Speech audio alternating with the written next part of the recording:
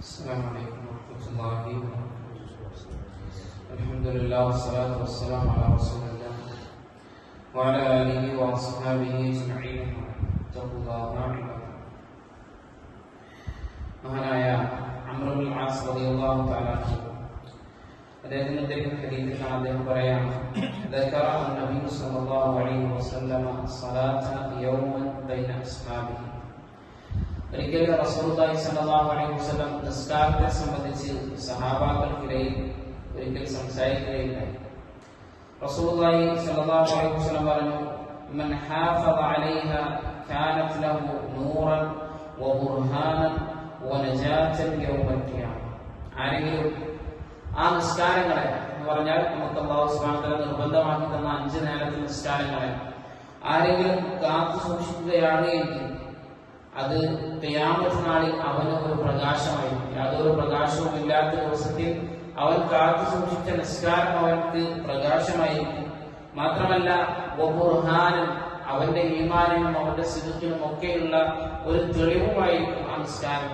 മാത്രമല്ല വനജാതൻ, അതുപോലെ തന്നെ ആ ഖിയാമത്ത് നാളിന്റെ പരീക്ഷണങ്ങളിൽ നിന്ന് വിജയിക്കാൻ ഉതകുന്നതുമായിരിക്കും അവൻ കാത്തു സൂക്ഷിച്ചതായ നമസ്കാരം. അപ്പോ എന്തെങ്കിലും നിസ്കരിക്കല്ല, നിലവറിച്ചിട്ട് കൃത്യമായിട്ട് ഒരാൾ ജമാഅത്തായിക്കൊണ്ട് പള്ളിയിലെത്തി അല്ലെങ്കിൽ ആ ജമാഅത്തായ രൂപത്തിൽ അയാൾ നിസ്കരിക്കുകയാണ് എങ്കിൽ അയാൾക്കത് ഖിയാമത്ത് നാളിൽ നൂറും അതുപോലെ തന്നെ തെളിവും അതുപോലെ തന്നെ വിജയവും ഒക്കെ ആയിരിക്കും എന്നാണ് റസൂൽ സല്ലല്ലാഹു അലൈഹി വസല്ലം പറഞ്ഞു.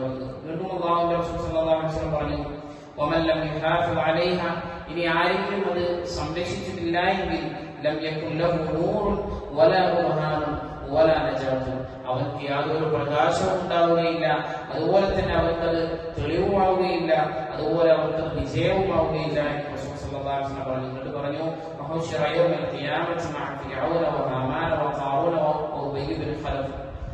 അവൻ നാളെ ഖിയാമത്ത് നാളിൽ നിസ്കാരം നഷ്ടപ്പെടുത്തിയ മനുഷ്യൻ, അവൻ ഖിയാമത്ത് നാളിൽ അല്ലാഹു സുബ്ഹാനഹു വ തആല വെറുത്ത അല്ലാഹുവിന്റെ കോപത്തിനിരയായി തീർന്ന ഫിർഔനിന്റെയും ഖാറൂനിന്റെയും ഹാമാനിന്റെയും ഉബയ്യ് ബിൻ ഖലഫിന്റെയും ഒക്കെ കൂടെയായിരിക്കും ആ മനുഷ്യൻ നാളെ ഖിയാമത്ത് നാളിൽ ഒരുമിച്ച് കൂട്ടപ്പെടുക എന്നൊക്കെ റസൂലുള്ളാഹി സ്വല്ലല്ലാഹു അലൈഹി വസല്ലം പറഞ്ഞു വെച്ചതായി നമുക്ക് കാണാൻ സാധിക്കും.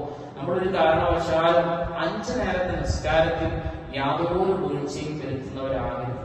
കൃത്യമായി മസ്ജിദിലെത്തി നിർവഹിക്കാൻ നമ്മൾ എന്ത് ചെയ്യണം, ഒരു ശ്രദ്ധ കാണിക്കണം. നമ്മുടെ ബിസിനസ്സിലാണെങ്കിലും നമ്മുടെ ജോലിയിലാണെങ്കിലും അത് നമ്മുടെ സമയം കണ്ടെത്തണം. നമ്മുടെ ജീവിതത്തിലെ ഒരു തർത്തീബ് നമ്മൾ കണ്ടെത്തുക തന്നെ വേണമെന്നാണ് ഈ ഹദീസിലൊക്കെ നമുക്ക് സൂചിപ്പിച്ചിരുന്നത്. അല്ലാഹു സുബ്ഹാനഹു വ തആല കാര്യങ്ങൾ കൃത്യമായി മനസ്സിലാക്കാനും അതനുസരിച്ച് ജീവിതത്തിൽ പ്രാവർത്തികമാക്കാനും എല്ലാം ഉള്ള തൗഫീഖ് നമുക്ക് ഏവർക്കും നൽകി അനുഗ്രഹിക്കുമാറാകട്ടെ. സുബ്ഹാനല്ലാഹി വബിഹംദിഹി, അശ്ഹദു അൻ ലാ ഇലാഹ ഇല്ല അൻത, അസ്തഗ്ഫിറുക വഅതൂബു ഇലൈക്. അസ്സലാമു അലൈക്കും വറഹ്മത്തുള്ളാഹി വബറകാതുഹു.